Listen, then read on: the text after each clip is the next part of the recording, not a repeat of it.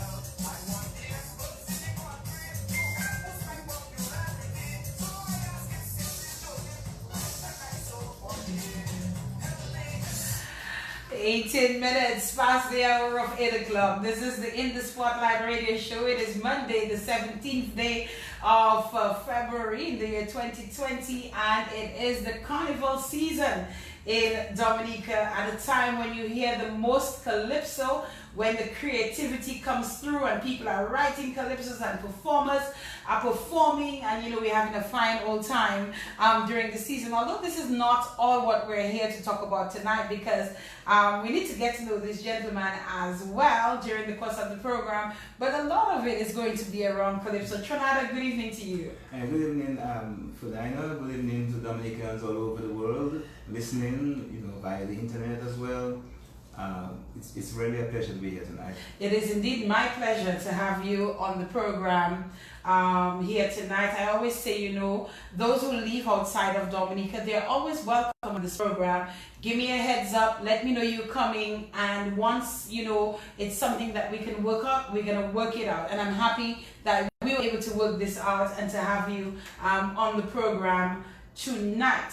Was your calypso name always Trinidad? Yes. From the beginning? From the very beginning, from Junior Calypso. What does it mean? Well, his name, I wanted to sing Calypso, and I realized that some kind of awesome, personality, like you have to be some kind of giant or some kind of king or so. So I was looking for a Spanish dictionary because at junior level, so I'm going to go sing, and I decided we're going to participate. So I'm saying, well, what do I call myself? And I saw this word called tronido. It meant thunderous. So I said, oh, that's the thing. I'm going to be thunderous this year. I'm going to be really awesome on stage. So I chose that name, and I just said it sounds kind of harsh using the word tronido. So I changed it to tronado. That sounded a little softer on the tongue, and that's how the name was born. That's how I coined it. And you kept that name? Kept it. Right through. Somebody might say, at a young age, I came up with this name. Somewhere along the way, let's change that. But you never thought about it. No, because I won the crown. The very first competition that I participated in was the Junior Monarch competition, and I participated in 3 competitions that year. Right, it was the Junior Monarch of SMA, the one of the Dominica Grammar School, and the national competition. So we were allowed, we could participate in all 3. So I took part in all 3, and I won the crown in all 3. So I was I won 3 crowns in 1 year. As a junior Calypsonian. As a junior Calypsonian. So that name just stuck with me. I say, I'm not changing that. I became known as Trons and Tronado, and so I kept it. It was something good to me. Yeah. So you could participate in your school's competition. Yes. You could participate in another school's competition. Yes. And you could participate in the National Junior Monarch competition. And you won all 3. All 3. I'm not going to ask you to really go down memory lane, but do you remember at all what the song was? Of course. One of the songs was called Mighty Lady, and it was really at the time the only lady woman that was a prime minister, and beside Margaret Thatcher was Miss Charles. So the song really put into her. So I sang this thing about there is a lady in this land. There is a lady in this land with characteristics to match up any man. Fighting for freedom is her destiny. She got lots of wisdom and personality. Fighting on in this world of men. She was like a lion. I would have to, it's good. I didn't forget. But the chorus went, mighty lady forward on. With your people struggle on. Your memory will linger on. Long, long after you are gone. Personality #1, that's what you are. Just like a superstar, your fame has gone so far. Surely heaven must claim you as its own. You are in a class alone, where greatness seems to roam. That was awesome! And you remember that? Yeah. From that long ago? Yes. I mean, if you missed out one or two lines, that's okay. But the verses, but it will come back if I just sing it once more. I'm sure. So I remember all the songs. I remember everybody Calypso anyway. So Calypso is just a natural thing in me. I can tell. And you were how old back then? Do you remember? Around 17, probably 18 then. I was just 18, yeah. 18. Because it was the last year of school. So I mean, I was graduating that year, and that's when I took part in the competition.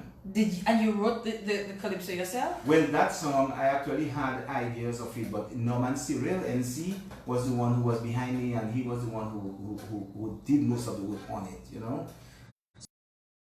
But when NC heard my songs, he told me, man, what about that? Can you, well, he told me that idea of that is what's in the limelight right now, you know. So and the Freedom Party was the party in power, and he was really at that time a really strong Freedom, and I we were supporting. You know, my dad was still Freedomites and so on. At age 18, you were involved in the politics. In the politics, because I was involved in all types of plays and so I was really conscious of what's going on in society, and that's what politics really is what you actually do on a daily basis. Your life, it's about life and what people leanings are, you know, in society. So I was aware of it. And then he's a widely read guy, and I used to be with him almost every day. So that thing got into me, and I realized, hey, you know, and I used to read widely too. So I mean, we had the same opinions, and the song was born. And so I said, oh yeah, I think I'll have to put my songs aside this year and sing those. So I sang the song. You won. Yes. And every competition. Yeah.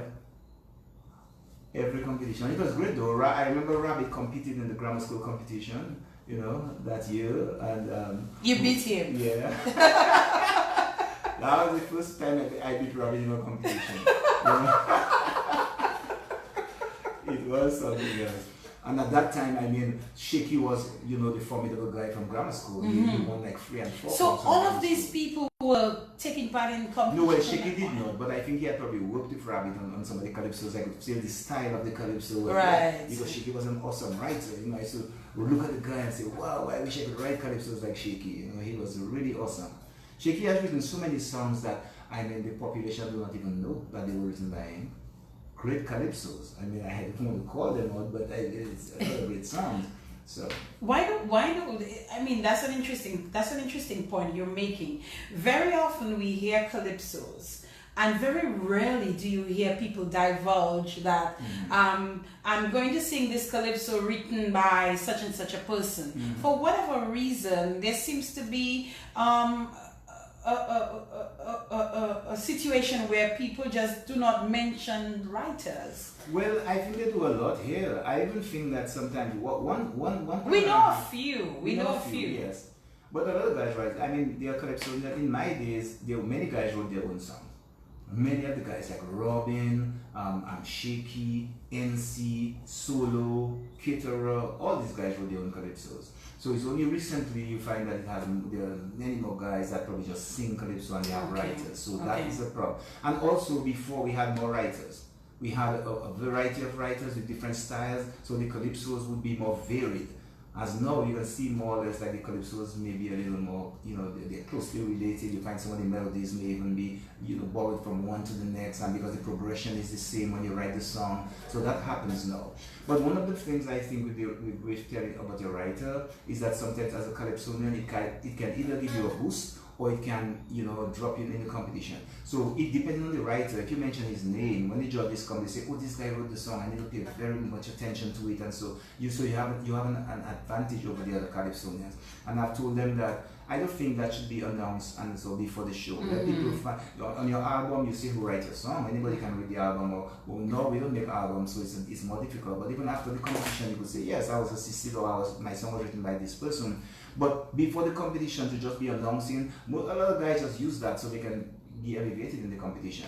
Now, if you have a poor writer, someone who has no name and he has written a great song, will it get the listening ear from the judges as a song written by Pat or NC or Shaky? So I think, you know, it has advantages and disadvantages. All right, I get where you're coming from. We will come back to Calypso in just a while. It was just a little icebreaker there at the beginning. But Trinada, I know you in the Calypso arena. I know of you through that. I know that you're dad of Kimara Ito, who is my friend.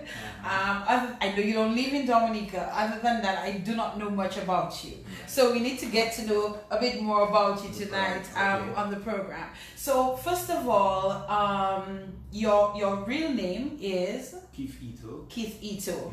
And the Ito comes from where?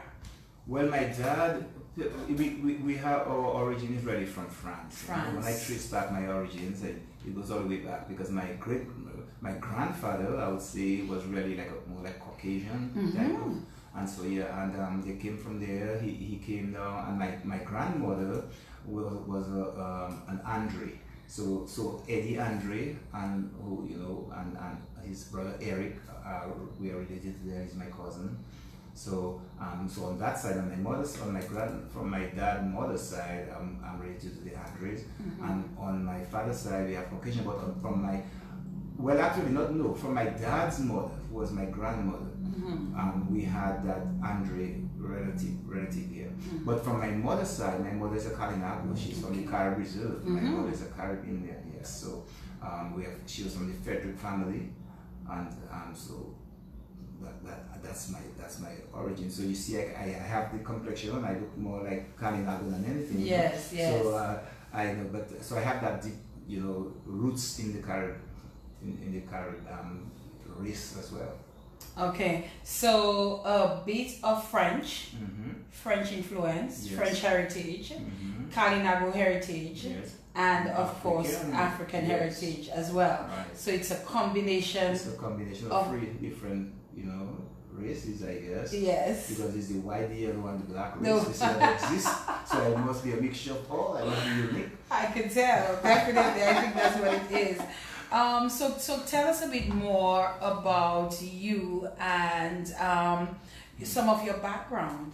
Okay, well, I grew up in Boys Avenue, right in Roseau, close to the merry-go-round, and as a young person, young man growing up, my dad, we did a lot of agriculture, so I had to go, I would go to school in the mornings and come back, and then I had to go up all the way, run up an hour to get to the garden to bring his lunch and so, because it was all the way up there, and sometimes he would go there by himself, and after school I would have to go there and see what's going on. Sometimes early in the morning I would get up and we would have lettuce. We used to grow lettuce all in the Emsall area, and I have to get up before school and go there, get all the lettuce wet, and so make sure it's taken care of and then head to school. So I grew up really working really hard as a young person, which I found was very helpful in my life, because it gave me great work ethic, and I never stopped work. And even today I'm working overtime, and it's no big deal. I just have to get the job done. That's just the culture that I have developed. I went to the Roseau Mixed Infant School, that's the first school that I attended. Then from there I went to the Roseau Girls School next to the ministry, because at that time you would move from the Roseau Mixed Infant to Roseau Girls School. And then from Roseau Girls School, from Standard 3, you would go to Roseau Boys School. And that's where I went to. And then from there I started my common interest, and I went to the St. Mary's Academy, from there. And then when I got out of there, I went into Calypso. My dad wanted me to go to Sixth Form College, which I did eventually, but I said, wow, I told him, well, I'm into the Calypso stuff. So I went, and he never liked that. My dad was upset. He never wanted me to sing Calypso, because I guess the generation at that time felt like Calypso was not for guys that going to school and trying to aspire, trying to get an education. That was for more or less the VNX, as they call it, the rum and stuff. So, but I said no, and Shaky encountered the same thing. To his parents told him, you can't, why would you want to go into Calypso? But I still loved it, because since I was a kid, I used to sing Calypso. I used to know everybody's song, all the Calypsonians, Spark, and I would pretend, my brothers and them, when we were going up in the garden, going up in the hills, I would sing Calypso to them, and I would be everyone at the same time. I'd be Spider now, I'd be Robin, and then I'd be Caterer, and just singing the Calypso, and these guys loved it. You could impersonate all of them. Yes, I knew everybody's signature move. I could do the move and do it like Spider. They say, oh yeah, that's really Spider, and then I would do any one of them. That's how I liked it. So what about Calypso though attracted you? Well, I guess I just had that music inclination. I guess it must have been because I just love to sing Calypso. I always since I'm a little boy, my dad always had that radio station called, it was a religious station. I can't remember what it was. But all we would do, we listen to Christian songs all day. That's what he would have all day long. And I used to know all the songs, all the Christian songs as well. I could sing any song from that station, but at the same time, when Calypso come on, I used to know everybody Calypso. And there were certain Calypsos I was banned from singing because my mom's name is Audrey, right? Audrey. And when I was, when Kitchener came out with Audrey, where you get that sugar? I tried singing that, and I was banned at home. I could not sing that anymore. I had to hold it up. And there was another song that my dad didn't want me to sing when Mighty Airvo came and sing about Calypso vai,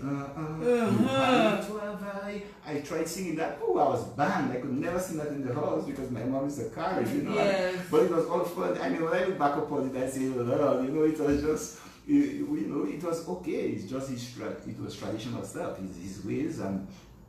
But I eventually still used to sing it outside. Like when I go up in the garden, then I sing every song for them, and that's what the guys like. So, but anyway, from there, you know, I went to and then after that, I stayed singing Calypso, and in 1982, I believe it was, I decided, you know what, I did all the arts subjects when I was in St. Mary's Academy. I did arts, and I always felt like, you know, it was the wrong subject. So I went back to talk to Brother Jermaine in 1982, and I told him, brother, I want to come back and do only science. Wait, hold up a minute. What year did you leave?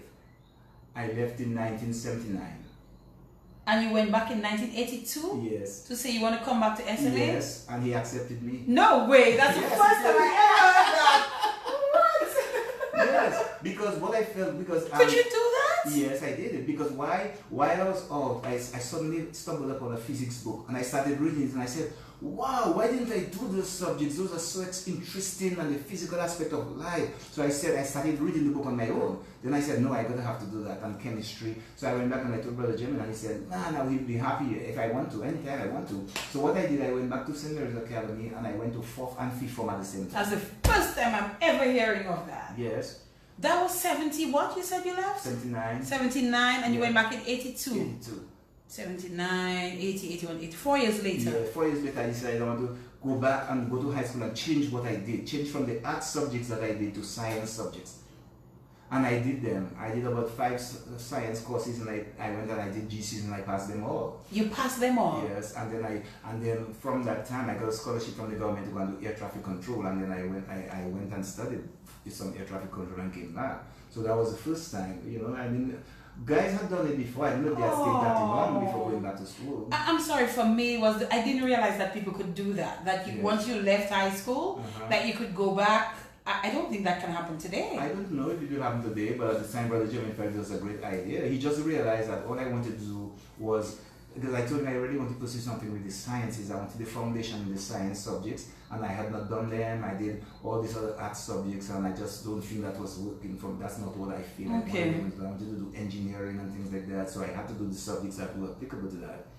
So that's when I went back and I did them. Okay. So, and I was able to get the scholarship. But even after I came back, when I went and studied and came back and started working as an air traffic controller, that's when I went to 6th form college. That's when you went to I was just determined that, hey, why I wasted so much time singing Calypso, running around, going with bands, and realizing, oh, this is a dead end. What am I doing that for? So that's when I realized that, hey, let me go and pursue my education that my dad really wanted me to pursue, and, yes. I did it. How long did you do the air traffic controlling? For about 5 years. You went to school for 5 years? Mm-hmm. 5. And I came back, when I went back, I came back and I started working from at the airport from about... So you studied for 5 years? No, how many years did you do? Air traffic control. Oh, that's what I was asking. No. That's about a year and a few months. A year and a few months. Because it's already an intensive program. Okay. You know, so you do that, and then you become an air traffic controller. It was very rigorous. I mean, if you don't pass, they send you home. You have to pass the course because it's very intensive, man. Yes. A lot of memorization and it's a matter of life and death situations. It's people's lives. There are lots of standards that you have to learn, and you just have to have a clear mind at all times when you're doing it. You know, it was an interesting career though. I think I liked it. It has worked for me because right now I am a certified the pilot in terms of flying drones, you know. So in the US you have to sit an exam and you have to learn all the air traffic control laws again in order for you to become certified as a drone pilot. Okay. I recently did it and everything came back to me. I said, oh yes, I remember doing that. Oh yeah, I remember doing this, you know. So it was very, very, very good for me. So you did air traffic controlling in Dominica for how long? For about 4 years. For about 4 years. years. Yes, 4 years. And so because in 1979 when I got out, I worked with General Armour. He was a lawyer at the time. I would go to the registry and record all the plats and the title certificates and so at the registry. And then while I was doing that, I was still singing Calypso, so it wasn't really a career. I just felt that I was just doing something to earn some money. Then when I left that, I went to the Ministry of Education and I worked with Mrs. Polido for a while. I did 2 years of registering students for exams, and I worked, you know, like going to the port and clearing items for the schools. I did that for a couple of years as well. So I worked in the Ministry of Education for about 3 years, and then I worked as an air traffic controller for another 4. Okay. So I served really in the government, In the public service. in the public service for about 6 years, before I left Dominica. And at what point did you go back to Sixth Form College? Well, when I came back from the air traffic control program, when I came back, that's when I decided I'm going to go and do my subjects there. So I went and I did physics, math, and I think I can't remember what other one it was, general paper, I think it was like an English class. So I did those, and so I did my subjects. And then after that, I decided that after I worked at the airport, I decided that I want to pursue something else. I still found it was a dead end. It was not enough, and I wanted to do more. So I decided to go and study. But I had no scholarship then, so I decided anyway that I was leaving. So I went up to Maryland and actually to Tortola. I met a friend of mine. He was the airport manager. I even worked in Tortola as an air traffic controller for a while. When I got there, he was really excited. So yeah, he has an opening. So I stayed there for about 6 months. But I was just determined that that wasn't it for me. I was heading to the US. I wanted to go to school. So I left and I went up to Maryland and stayed with my sister for a little while, and then I went on my own. And then and I was so fortunate. When I got there, I met this gentleman who was selling Dudley products. It was hair products for black folks, and he was going door to door selling the products. And he told me, oh, I can come along with them. So I went with him, and then I was able to stay at the place where he was. You know, he there was this big building that we were living in, and he had some nice couches and so in there. So a few of us decided that's what we're going to make our home. So I stayed there, and then he was the one who actually went and signed some affidavit of support so I could go to college.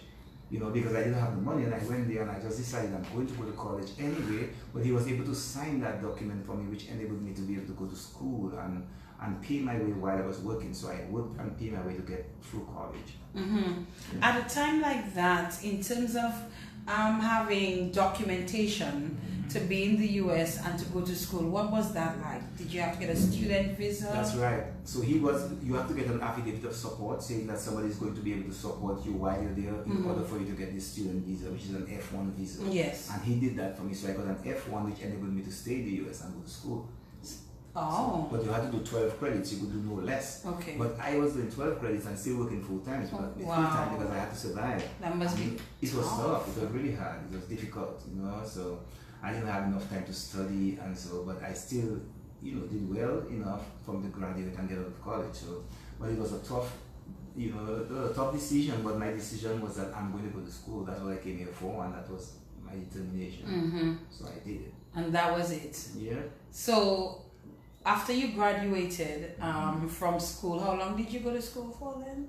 I probably went there for about 6 years because not being able to do, I could not do 12 credits, and then after I became legal, you know, like about 1998, and then I was able to go to school, to transfer and go to another school and get it on quickly. So I went back, and then I did some graduate courses. You know, I was doing a master's degree, but then when I started doing it, I realized that it's not going to enhance, you know, it's not going to be more lucrative for me. It wasn't bringing any more money. It was just to say, yeah, you have the degree in that field. So I felt like, no, I didn't want to do it. And then actually, when I went there, I got this job working in the computer industry, and the computer industry was a big deal then. You know, we had Windows NT, and there were Microsoft certifications. And when I saw how lucrative it was, how much money you could get paid in that industry, I decided that's what I really wanted to do. So I taught at a few schools, teaching Microsoft systems, teaching operating systems, how they work, and so I did that for quite a while. I was really blessed with that. What did you study? Well, I did engineering for the first 2 years, right? I had my associate degree in engineering, science. Then I transferred to the University of Maryland and I was in civil engineering. The junior year is when I got the job in the computer industry. And then I realized, wow, no engineering can pay that much, you know? So I made the transition. I thought engineers made a lot of money. They do, but believe me, if you're in application programming or in computers, engineering can't come close. So no matter what, for you to make big money in engineering, you have to be like a project manager, and it's tedious work. You just I'm every day. I mean, I'm still right now. I'm back in engineering working, but at the time I got this job working in the computer industry, and it was paying so much better at the time because it was just the in thing at the time. So I took that job and I decided I'm done with engineering and I'm going back. So I did a degree in computer and information science. So that's what my first bachelor's degree was in that, because I did your first. Yes, because I did not finish the engineering. I stopped at the junior level. When I was in my junior year, I said, wow, I'm done with engineering because look at what I'm making here now. I don't think I can make that, you know. But then 911 came around, and that changed things. After the 911, the United States started getting really tough, and so with immigration, and if you were not a citizen, then certain types of jobs you could not hold. Were you a citizen by then? No, I was not a citizen. Okay. Yet. Because when I started coming down here, I still wasn't a citizen. So I became a citizen like in 2006. 2006, okay. Yeah. So, but prior to that, I had the green card, and you just weren't privileged enough to get those types of jobs. Wow. So they made up till now, you have to have like special clearances, you know, high-level security clearance to work in certain areas in the computer industry. Because I mean, you have data that is very sensitive. You cannot just have anyone, especially somebody from the outside, especially after 911, after you decide that it could not work. So I went back into engineering. A friend of mine, Fitzroy Bertrand, got me a job with an engineer who was doing his own thing, working on his own. So I started working with him. And I got into civil engineering again, and I said, wow, well, let me finish the civil engineering degree. So I went back and I worked with him for about 5 years. So you went back to finish the degree you had started before? Yes. Well, you have a bad habit of going back to finish Yes. I mean, it all depends on what you want to do. I just believe that, when I realized that all the computer stuff, and after I went back into the engineering, I said, wow, one thing with the engineering is that you do bigger things on a bigger level, in that you help society much more. Because you build stormwater management ponds and all this stormwater management that you do, sewer, water, pump stations and things like that. So I felt, well, wow, I'm making a bigger contribution to society doing that. And that's one of the reasons I went back into it. But when I went back, I did not stay in that capacity. I decided that I really loved the drawing aspect of it, doing the design. So I went more into the design. I became the building information model designer. We would use Revit and Civil 3D and CAD, that type of software, and we would model the jobs, So if I'm running a pipe for miles, I would model it on the ground and show where it is, where the different branches are, as the pressure changes, then you have to also model the size of the pipes and so. So it was intensive work, but I liked it because of the design aspect of it. So up till now, I'm still working in that aspect of design. But I've made the transition again into geographic information systems. So that's my final. And what is that? That's what geographic information systems is. A computer-based system where you gather all the resources in the nation, like what's the type of soil in every section of the country, what's the type of vegetation, what is the you can calculate the runoff in the country by using the information that is provided. What is the let's say, where are the utilities, where are they running underground, what is their location. It's not just a matter of where they are, but where they are on the globe, on Earth. They have location because you use GPS to locate points. Just like you can drive down a street in the United States and the GPS will tell you when to turn and where to turn. Then that's because it's geolocated. It's actually a certain area on Earth, and it can only be that location. So you learn to take that information and geolocate the map, and it drops right where it should be in longitude and latitude. So that's what we're doing right now. So even here, I mean, we should be using that much more extensively here. We're not ready, but we're getting into it, but not to that level where we have that kind of great geo database that you can utilize to do analysis and know what's going on in you know, with water, soil. And to be honest with you, just recently I was reading a documentary or some information that was provided by the Organization of American States for Dominica, and they were saying that almost 45% of the topsoil in Dominica has been washed away. Oh. And it's a threatening thing, because if Dominica were to last for another 100 years, then I mean, all that will be left is a rock sand in the ocean, if we don't do something now to protect the topsoil in the country.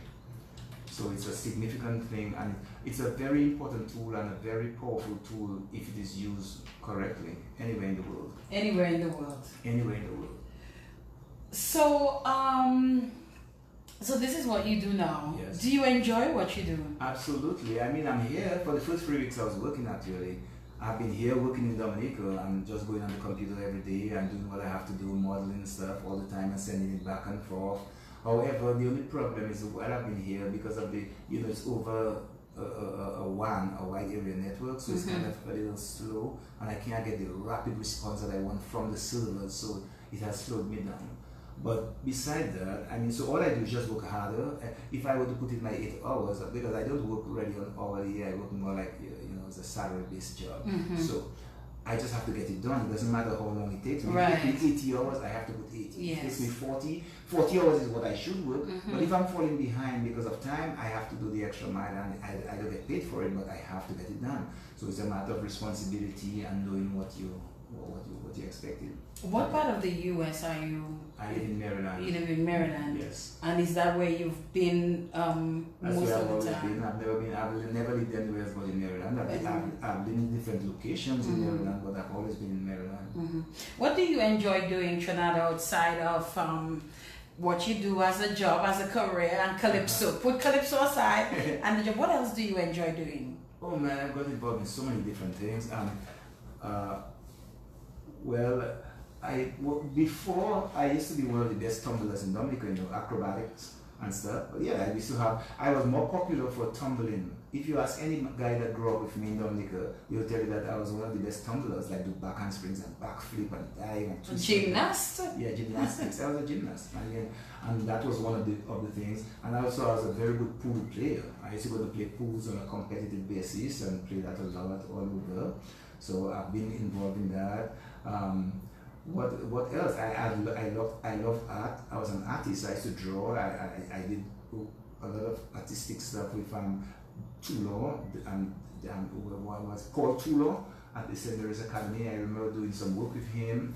I also was a member of the People's Action Theatre for once. I performed with Alwyn Bowley, and we went all over, you know, the Caribbean doing folk nativity. I was Angel Gabriel, you know, so doing gymnastics and singing, you know, so I've done a lot of stuff. And then what else? I mean, there's so much that as a matter of fact, I'm a contractor. I have a construction business up there in Maryland. Is that so? On the side. So when I do my jobs, I just have guys working for me more or less, you know, doing construction. We build all kinds of things, decks and you know, patios, and I have guys painting, doing carpentry and everything. And I do a lot of carpentry.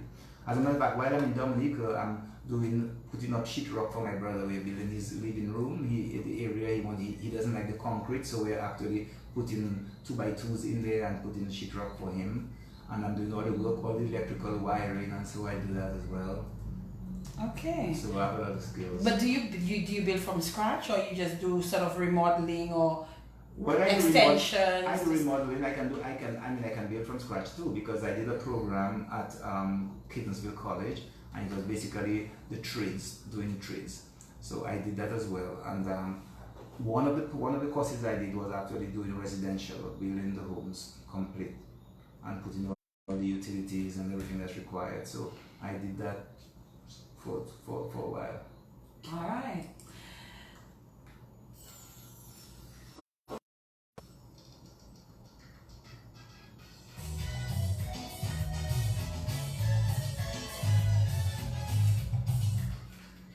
If you're just tuning in to the In the Spotlight radio show, our guest tonight, a former Calypso king of Dominica, Calypso named Tronada. And if you want to know his legal name, it's Keith Ito. He's my guest tonight on the In the Spotlight radio show. He made this contribution in 2017, something called Diaspora.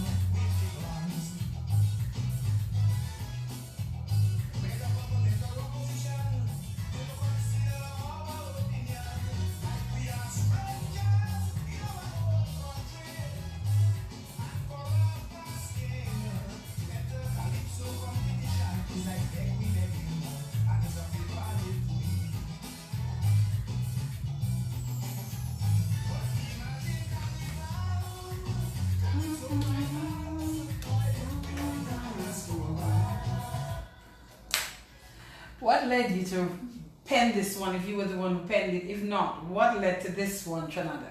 Well, I've been coming to Dominica for quite a while, and I just still don't think that I don't feel like I'm Dominican, you know. I always feel like I'm an outsider, regardless of what. I mean, since 2000, I've been coming and making contributions, and I've just been cast aside like as if I'm not even there. I mean, every time I sing in the competition, it's like, oh, they seem to say, oh, Tronada, man, nobody will complain if we leave him out. You know, so they tend to just leave me out of the competition. They never listen to the songs, because if they listen to my songs, they'll realize that quite all the Calypsos I've sung in the last 3 or 4 years were songs that could go to the finals. And I mean, I love Calypso, and not just because it's my song, but when I compare it to the songs I'm saying, but so what is this guy saying? What is he saying that's more important than what I'm saying? And where's the melody that's nicer than what I have? I love Calypso, and Calypso is Calypso. I don't care if I'm singing it or somebody else is singing it, but I think a good Calypso is a good Calypso. And I'm just being discarded like, oh, it's alright, nobody's gonna complain because he's not Dominican, he lives overseas, so let him just go back. As a matter of fact, a few Calypsonians and a few people have already said that, oh, why would I'm living in America and come down to take the little bit of money that they're making in Calypso, and all that kind of statement. And I just felt like those things are, you know, we can, as a nation, if you really want to grow, you have to have your best resources available. And all nations, even the Israelites, when they go overseas, they are still more they do more for Israel than they do for the US, although they make more money in the US because they own all the real estate. Most of the real estate owned in New York City and some of it in DC that the Jews own, they have all the real estate and the property, but yet their money and all their investment is in their country. So I don't see why I cannot make my contribution to Dominica as well. Even if I live in Maryland, Dominica is more at heart than the US as far as I'm concerned, because I'm always thinking about Dominica more, doing more for Dominica whenever there is something, taking care of my people at home. And so I feel I'm more Dominican than anything else. We had big groups and organizations in DC where we always gathered together as Dominicans and even raised funds for Dominica sometimes, you know. So I just don't feel that welcome. I'm always being treated like if I'm an outsider, so that's why that song was born. Because I just wanted them to know, man, come on.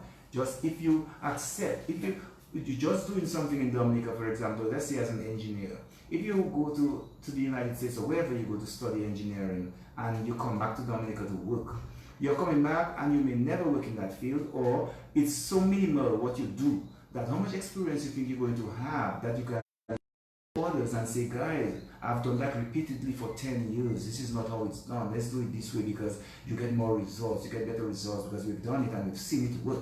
You learn, there are lessons learned when you do those things. Every field, especially things like where you're building things, there's so many lessons that you learn, and someone can share that knowledge with you and you can develop and grow more. So if they let us as the diasporans out there come in and work in those capacities or contribute, I can go to the college, I can talk to students and tell them, hey, this is what you're doing. If you want to become an engineer, expect to do that or expect to do this. This will help you along in your career. So you have a better understanding of what you're getting into. And even the people that are here that just come from college, studying engineering, come back to work, with a seasoned engineer telling you, hey, this is how things are done. Because the math is never exact as you think. When you do math in school, there's always an answer. You can either get it right or wrong. Mm-hmm. But in the real world, some of the problems just don't have an exact answer. You have to estimate, you have to do things and make it work. So there's a lot we can learn from our people. And another thing I found is that they seem to think that when you leave Dominica and you go overseas, all of a sudden you become stupid. You were so smart in Dominica, so we say we have the smartest people. And it's so brilliant.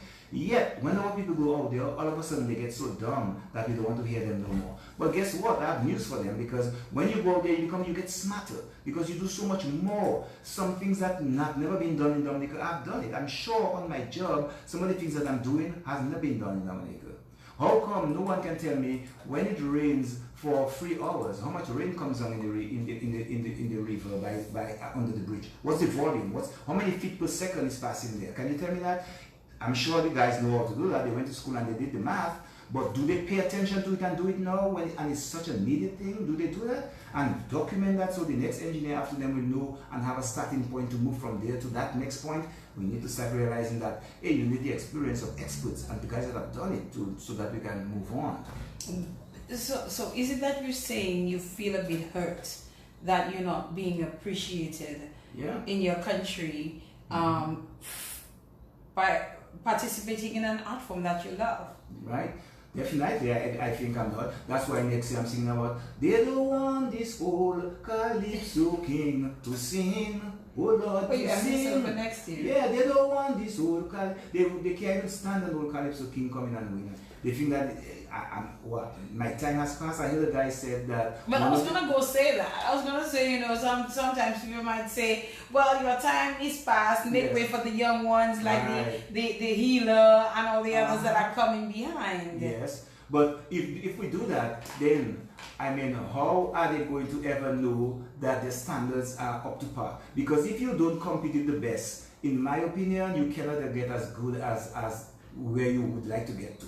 You have to be the best guys, and if people are saying that they love certain calypsos and you're not letting them get through because you just don't like the era, or because you just say, no, these guys from the 80s. But guess what? I have news for them. Because as far as our history of calypso shows, the 1980s and 90s were the best ever in Dominica. Aha.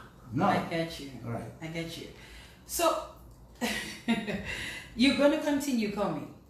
Yes, I'm continuing because I have so many songs every day. My son is in college and he's downstairs in the basement with me, and he loves music. He does music in school and so. And I'm saying, wow, The guy is an American basically, and yet he hears so much calypso in his head. When I take my guitar, sometimes I just go nuts. I just dance something hit me. I have to put it down, and he hearing the guitar playing, and he just closes his door. And I guess he just shuts me out because he knows calypso time, and he doesn't complain. He just say, "Oh man, calypso," so he knows it. So that's how I love it, because it's just something that's spontaneous. I don't have to think or sit down and say, "Oh, let me go and write a calypso for the next competition." Because throughout the year, I have calypsos for the competition, always. Even if I don't sing what I write all the time, I may have a song there that I want to sing, but then Pat and I collaborate, and I'll tell Pat, listen to this, what do you think?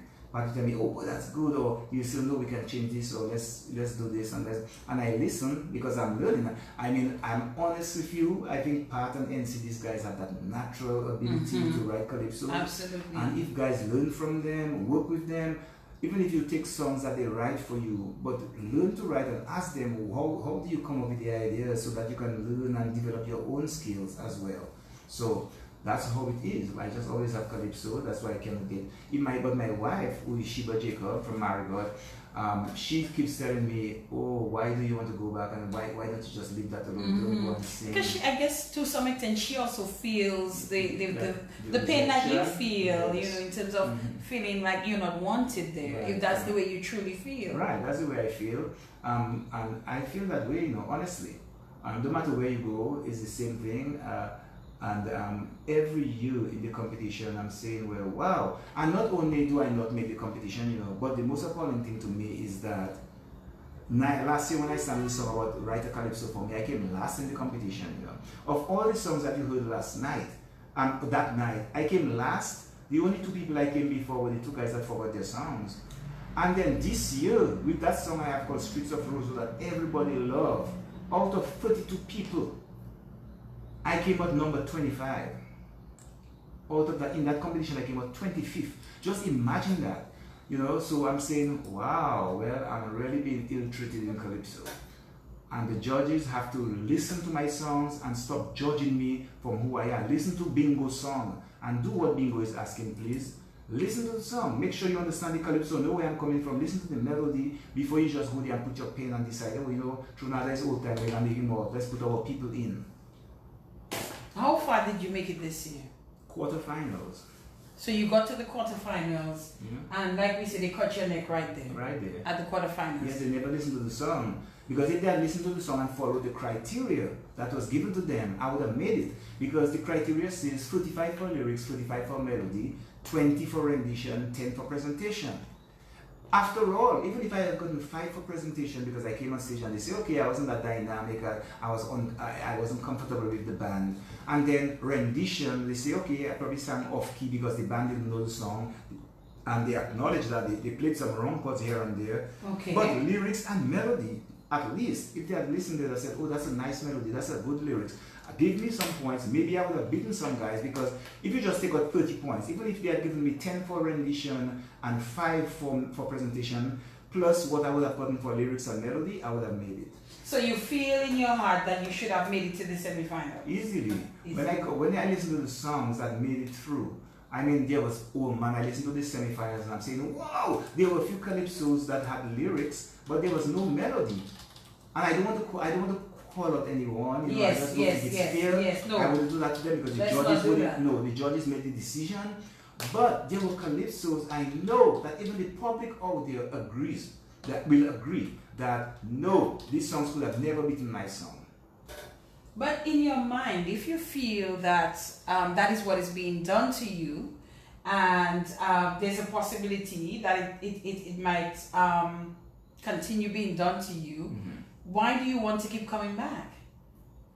Well, I have to take vacation, and that you can see how I love Dominica. You can see how they ill-treated me. I'm taking my vacation around that time just because I want to come and make my contribution to Calypso.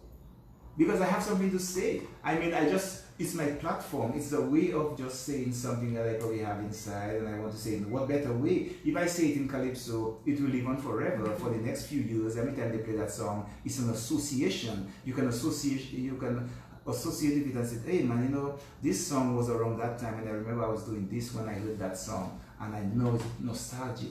I can feel that, oh yeah, that's exactly the sentiment that was going on at the time. That's what I love about Calypso. So I believe that, you know, I need to sing until they realize that, hey, give me a listening ear.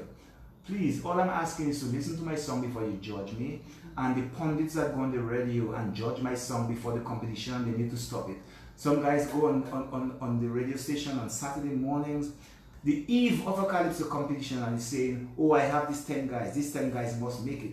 Oh, this guy can barely make. Oh, this guy stands a poor chance. Oh, this one has a very great chance. You're judging the competition. If I'm a young judge and you just invite me to judge, and I don't have any experience, first thing I'm going to do is listen to the radio and hear who they say to place. And to satisfy their ego out there, I would put those guys and say, yeah, boy, if I do that, maybe I will stand out and look like a good judge, even if they know that it's wrong to do. So I am chastising these guys. I'm saying, man, you guys have to stop that. And let Calypso be fairly judged. Let the judges judge the show. If you want to criticize, if you want to say anything about the Calypsos, listen to my song and understand what I'm saying. Don't say what I should have said or what you want me to say. I have already said. If you want me to say what you want me to say, write a song for me and give it to me. I'll sing what you want to say. Other than that, just listen to what I say and judge my Calypso on that.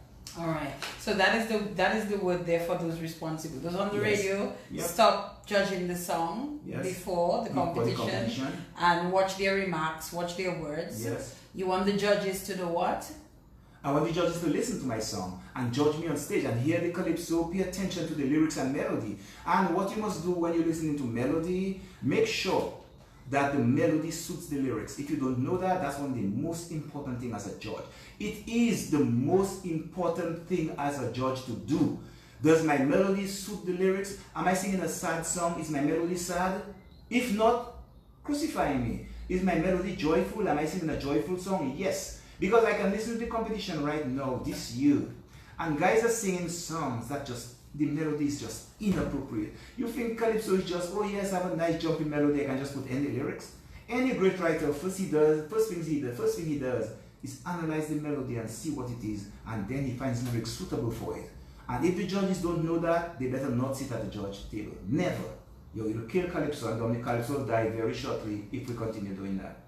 All right, some very strong words of advice there for those concerned in terms of judging Calypso and those who comment or commentate on Calypso from Trinidad. Trinidad, let's go back in time a bit, right? Yes. We're going to talk about your journey through Calypso. We're going to take one here.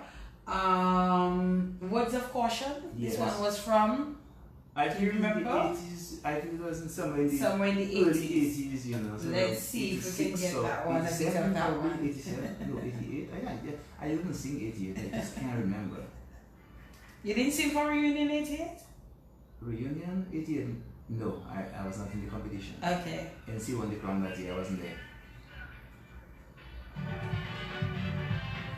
I think I was banging the guys for the.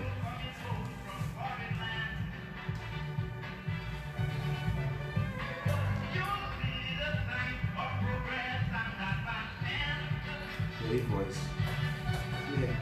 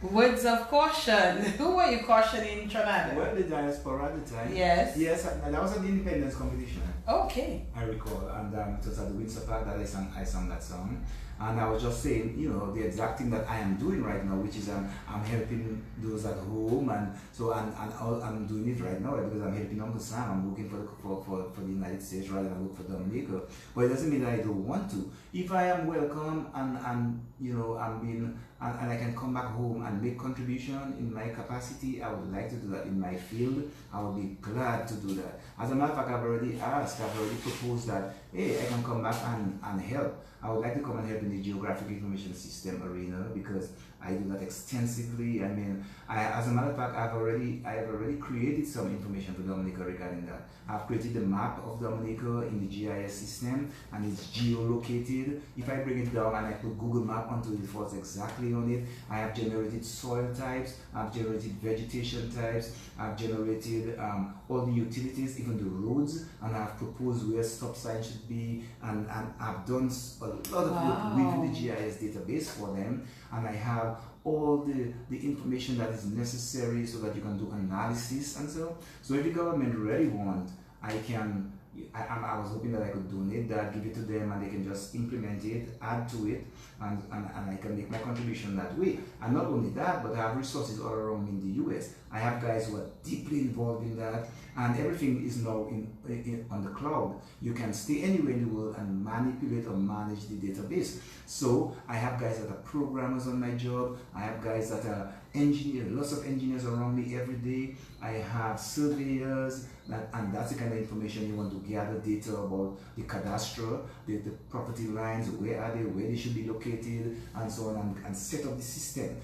Know what, here I think that every time I get a plat or something with property lines on it, I really don't know where I am. It's just I'm just getting the boundaries, and I don't know where in space I am. Where is my next door neighbor? Is my property overriding his? You know, so we have to fix up those things, and it takes a lot of, you know, planning, and you need to do it in Geographic Information System database so that you can actually have something that's active that you can actually work with. And especially now we're talking about resilient nation, resiliency, there's nothing better than Geographic Information System to do that.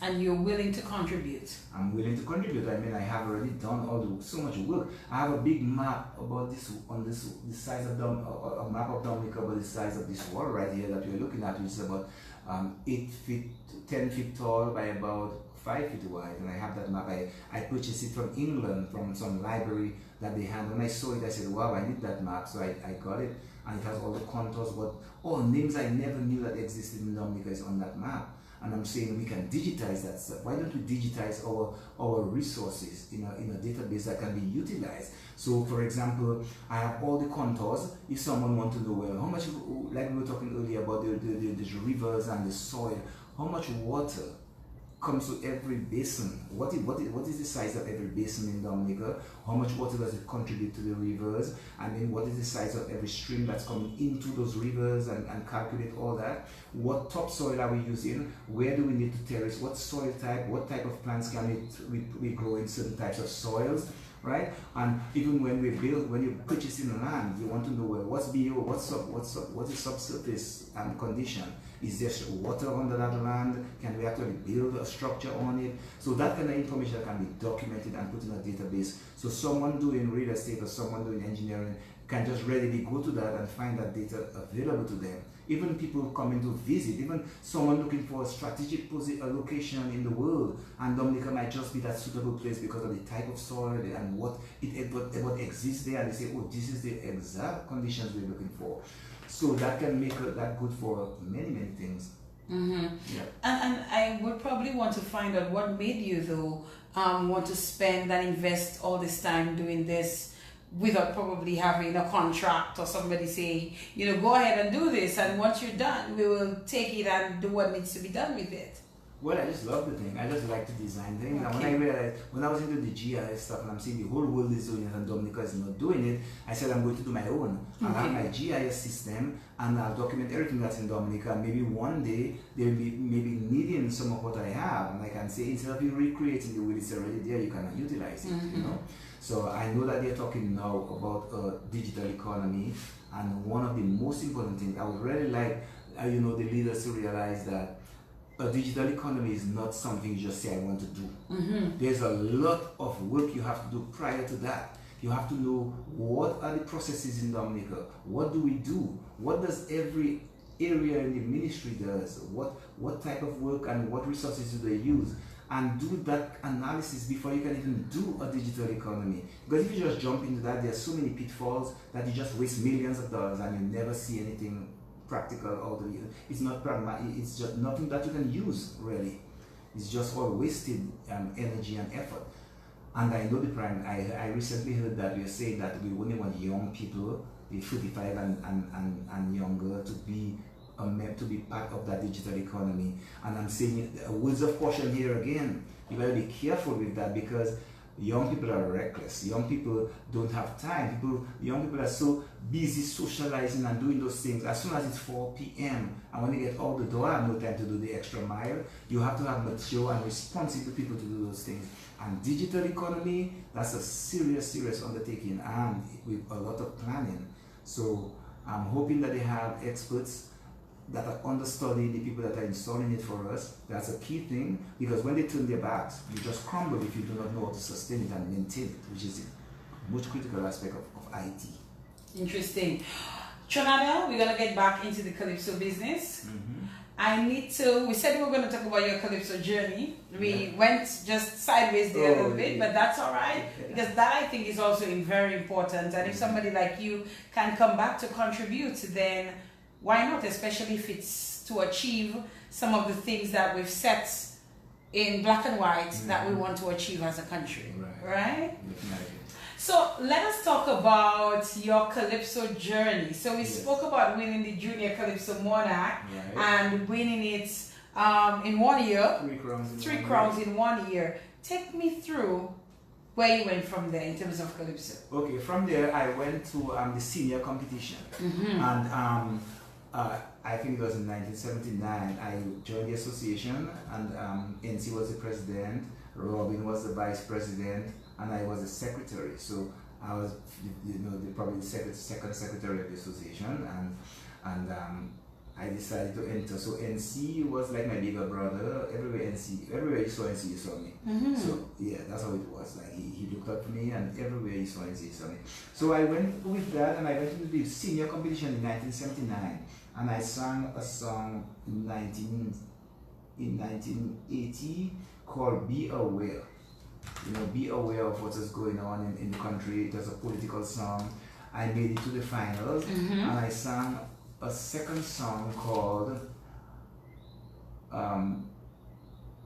Positive Strike Action. I was encouraging people to strike. Take positive strike action, So that was my second song. And then, actually, let me make sure that's correct. In 1980, I think that year I went into the senior competition in the Independence Calypso competition. That's when I first came. So the first senior competition I sang in was the 1980 Calypso competition, where I came first runner-up. I sang a song called Changing Names of Our Streets.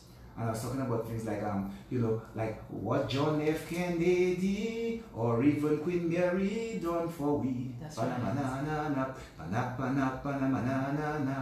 Oh, why should their names be given to the streets of our city?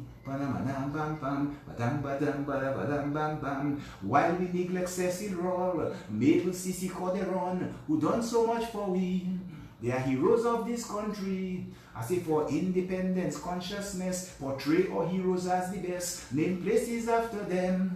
Don't be foreign emblem if you agree. Don't be ashamed, Mamo. Come out and change the name. Yeah. Yes. That sounds like it was a nice Calypso. That was a great Calypso. And NC was just too strong, so he won the crown. Yeah, he beat me. But don't let no agitators fool you. A powerful Calypso. So he won the crown. I was first runner-up.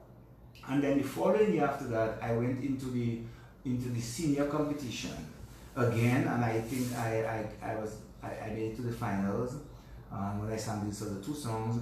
And then the following year, I won the crown with Hold My Head Up High. Oh yes. Yeah. We do not have this one. I know. So you're gonna have to sing it for us though. Oh, yeah? You sang Hold My Head Up High and which other? And Rise Dominica Rise, a song that no one remembers, I sure, but everybody knows Hold My Head Up High, but ask them what was the second song. I don't think many people would answer that question. Really? Yeah. So how did you win? It was a very powerful song on the night, because before you had to keep your calypsos quiet until the final night you sing your second song. Seriously? Nobody sang their second song unless the night of the final. That's what made the competition so great. Because if that was happening today, many guys that go in there and emerging as king probably would not win, because you have to have a song that can actually captivate the audience immediately. So that was the power of Calypso before. And that's where NC had all his strength, because when NC comes with slow social commentaries, that would rock the park and people would be on their toes and we would just drum the after you. So which would be the first song that the public would get? Would be a tempo song. That's what you would sing. The tempo song would be first. Round. The second round song is always your song that you release. So you release the second song, what we call the second round song, which is the popular song. You release that first? Yes, and you never release the other song. Oh. You only sing that on the night of the finals. And that's what made Calypso so interesting, because imagine you come to watch a competition and you have no idea what other guys are going to sing. You come there wondering, boy, I wonder who's going to win that crown. I want to hear what these guys have. And whoever comes very good in the first round, if you have a good second song, chances are you're going to win, because you have to rock the crowd in the first round to win the crown. So the first round would be the slower song. Yeah. So Hold My Head Up High was your... That was my popular song. That was I released that early, even if it was slow, but it was... That's what I was about to say. It was a slow song. Right. My other song was a little faster, but I sang it in the first round. You know? And it went something like, while they striking in Poland and Russia still in Afghanistan, rise, rise, dear, rise. While the US and Russia keep on fighting their Cold War, rise, rise, dear, rise. While Royal Bank of Canada workers make poor people suffer, and our auditors force ready to wage war with us. Man, these deeds are very wrong. They keeping the country down. Stop getting on like clowns and rise, rise, rise, Lord, you know. So that's what I sang in the other round. And you're saying that those songs were kept that was a secret. quiet. They only heard that song on the final night. We need to go back to that.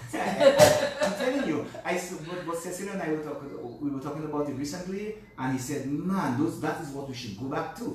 Releasing your two songs, there's nothing exciting, because you come to the night knowing the two songs, you know, there's no surprise. Where's the element of surprise? The presentation. And the present, yes. So on that night, when you release that actual second song, that made the show so great, because everybody's anticipating, what are you going to hear? Everybody's waiting to hear what you have. So if you come big, you win that crown if you have a second good song. So most times they look at all the guys with the very popular songs, because they know you are really good in one round. So let's hear what any of these guys have in the next round. And the man that emerged as the champion in the first round with the unknown song have to crown. Have to crown that night. But you must still give us a little bit of Hold Your Head Up High. All right, well, you think we know it and it's appropriate, it's relevant, not yes. because of what is going on. Every time I come and sing, you know, I have to say, oh, them people try to keep me on the ground. So all around me, their snares and tricks abound. But no, I won't sit in shame. Although I will feel the pain, I'll rise again. Ba-ma-na-ma, ba-dum-dum-dum, ba-ma-na-ma, ba-dum-dum-dum, ba-ma-na-ma, ba-dum-dum-dum, ba-ma-na-ma. Oh, them people try to make me bow my head, so out of my mouth they try to pull my bread. But no, I refuse to fall. I'll stand very proud and tall while duty call. Ba-ma-na-ma, ba-dum-dum-dum, ba-ma-na-ma, ba-dum-dum-dum, ba-ma-na-ma, ba-dim-dim-dim, ba-ma-na-ma. I'm gonna hold my head up high and soar towards the sky. No matter how they try, they will not make me cry. I will rise, for I'm alive. Since I'm alive, I know I will survive. Ba-ma-na-ma.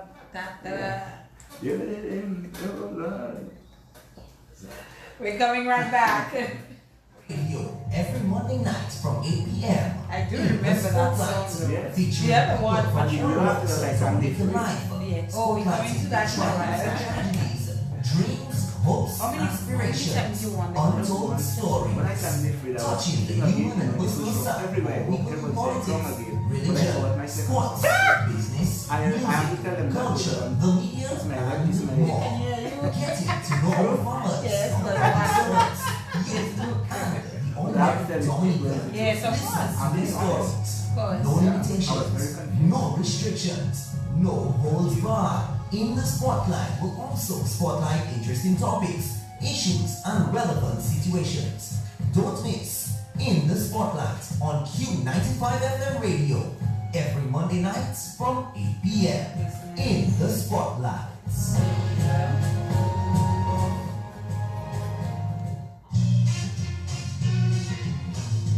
Setting scene as song again for you? Okay.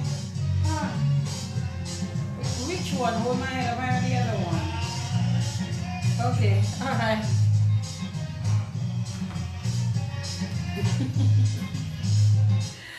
And we are back with Tronada. Those on Facebook are hearing, what's going on in the background here. So I'm sorry, Tronada. Caller just called and she said, and I don't normally answer my mobile, but because we were on a break, she said you must sing that one you just sang there a while ago for her. Yes. Oh my God. You have to. You have to. We have to please the people. Okay. Yes, let's go, Tronada. Alright. Oh, them people try to make me bow my head. So out of my mouth they try to pull my bread. But no, I refuse to fall. I'll stand very proud and tall while duty call. Ba-ba-da-ma, ba-dum-dum-dum, ba-ba-da-ma, ba-dum-dum-dum, ba-ba-da-ma, ba-dum-dum-dum, ba-ba-da-ma. Oh, them people try their best to keep me down. All on the trail of life, their evil deeds are found. But no, they won't hear my cries. I'll strive and I will arise to higher heights. Ba-ba-da-ma, ba-dum-dum-dum, ba-ba-da-ma, ba-dum-dum-dum, ba-ba-da-ma, ba-dum-dum-dum, ba-ba-da-ma. I'm gonna hold my head up high and soar towards the sky. No matter how they try, they will not make me cry. I will rise, for I'm alive. Since I'm alive, I know I will survive. Ba-ba-da-ma, ba-dum-dum-dum, ba-ba-da-ma, ba-dum-dum-dum, ba-ba-da-ma, ba-dum-dum-dum, ba-ba-da-ma. Oh, them people try to make me go insane. Yes, them people try to lead me in great strain. But no, they can make me quit. I'll stand right up on my feet, refuse to sit. Ba-ba-da-ma, ba-dum-dum-dum, ba-ba-da-ma, ba-dum-dum-dum, ba-ba-da-ma, ba-dum-dum-dum, ba-ba-da-ma. I'm gonna hold my head up high and soar towards the sky. No matter how they try, they will not make me cry. I will rise, for I'm alive. Since I'm alive, I know I will survive. Ba-ba-da-ma, ba-dum-dum-dum, ba-ba-da-ma, ba-dum-dum-dum, ba-ba-da-ma, ba-dim-dim-dim, ba-ba-da-ma, ba-da-ma. Some of these songs need to be re-recorded Yes. and just make available to be played Yeah. on the airwaves, because a song like that a lot of people can relate Yes. to, Mhm. in their personal lives, Yeah. in other instances, and Mhm. songs like that kind of make you just feel Yeah. Well, I mean, it gives you inspiration. It makes Yes. if you're down, it makes you feel, hey, there's hope and everything. So it is really a great song for to help if you're down emotionally and all that. I love and it. if you're being oppressed, at least you can fight back and say, you know what, I'm going to hold my head up and I know man can put me down. And it gives you a chance to stand up and fight again, which I think so much always do. It's not whether you can fall, because all of us can fall at any point in life. It's just whether you can get up again. That's what matters. That's what matters. Mhm. So that was the year you won. Yes. With those 2 hits. Yes. And how did you feel about that? Was it a long time coming? No, man. I mean, I couldn't believe it. When I won the crown, when I saw the song building momentum. I said, wow, man, that song is, you know, so I started feeling, well, I have a chance. I wonder if I can ever win that crown. And so, but when I had the second song, when I delivered the second song on stage and I realized the crowd responded so well, I felt that, oh, I could have a chance, you know, tonight. Because that Spider was incredible. Spider was so great with For Sale and They Say I Am This, They Say I Am That. But the greatest song to me, the song I loved the Spider most was the For Sale That Year, because the song said something like, I tired roam around the world, bam bam bam bam bam. Now I'm looking for a home where I can relax and spend my last days in prosperity. I need to settle and relax, badum bum bum badum, perhaps grow some fat like Max, and to use my art to work constructively. So I offer my services to my country, but it seems that they don't want me. It seems I was wrong, or perhaps I'm a clown. So I selling, yes I'm selling. I'm for sale, Lord, I'm for sale. Whoever wants me, come and buy me. I'm for sale, Lord, I'm for sale. Work for CIA or KGB. Yeah. If employed by the Ayatollah, bam bam bam, I'd be a good executioner. Lord, my country want me, I cannot stay hungry. I'm for sale, Lord. That was one of my favorite songs for that year. And I did Spider with that these two great songs. I mean, it was just how popular Whole Night of I was. But just listen to that, right? You know what is amazing me here? You're singing somebody else's song. Yeah. Word for word. I loved it, man. I just love Calypso, so I knew everybody's song. Even if I was competing, I knew everybody's song. You have a good memory. Yeah. You're able to remember that song from 1981. 81, yeah. A little bit of encouragement for you. Someone who is listening says, Fidines, in 1981, that song was my mantra. I was going through a really bad patch, and at that time in my life, and that song just lifted my spirit during that time, and for months after that. Wow. You hear that? Wow. You hear that? So great. imagine how people are feeling hearing you sing that song tonight. Yes. Yeah. That should make you feel good. Yeah, it does. That's why I love Calypso. Yeah. That's what Calypso does, and that's what Calypso should do. Yes. Not just you sing this year, you win the crown, but your song is forgotten 2 years later. It has no association. Nobody can say that at that moment it did something for me. And I believe Calypso should really be doing that still, because all the songs I used to know in the past used to do something that every time a moment come out, say, oh, I remember that song at that time. It was a great thing. Before we move on to the following year and what happened, since you're talking about great calypsos and you seem to know many of them, tell me your top 3 other than yourself.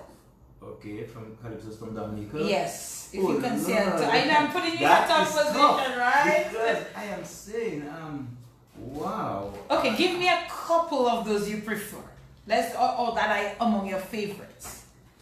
Well, definitely, the Humble Servant song that NC has is one of my favorite songs.